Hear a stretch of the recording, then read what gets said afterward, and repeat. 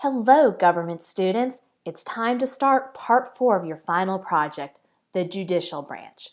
And you already have a feel of how this project works since you've completed parts 1, 2, and 3. In this part, you are setting up your court system. So let's look at the requirements now.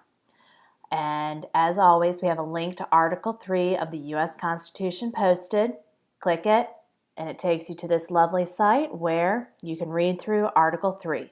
But back to the assignment. As you did for parts 2 and 3, you will have 5 sections for Article 3 or Part 4.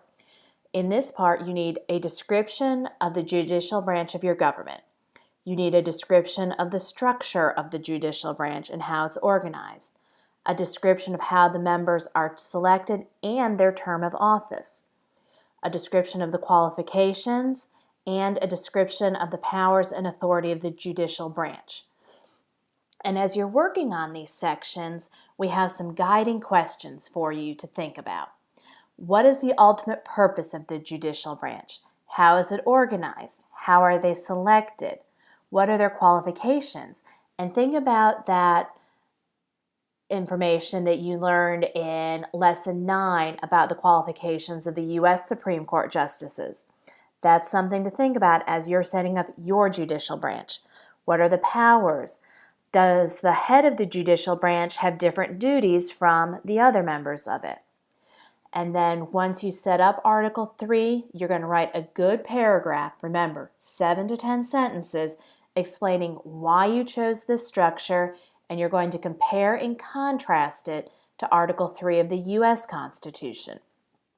And then you need to have 2 sources where you got your information. Again, name the websites and the website address.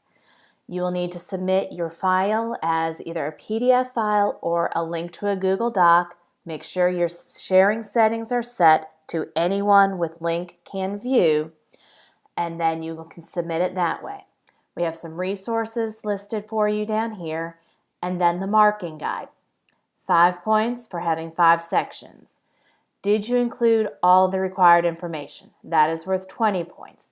Did you write a good paragraph explaining why you chose the structure and then comparing and contrasting it to the United States? That is worth 8 points. Did your document follow correct conventions in grammar, structure, and spelling? Meaning, do you have capital letters where they should be, periods where they should be? And then you included your sources of information. Now that we've gone over the requirements, let's look at a good example. Now, I know we've seen Amity Island in a couple of the other videos, but again, this is a very good example. This is work from a student who earned a 100 on this entire project. So you can see the student has the name of her nation and Article 3 of Amity Island. Each section is clearly labeled. You can see that with the section headings.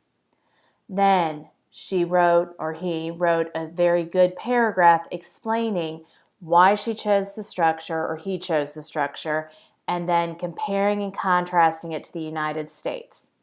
And then finally, the student included 2 sources that were properly cited with the name of the website and the URL. And if you have any questions about what you need to do for Part 4, you can always contact your instructor. Good luck, students.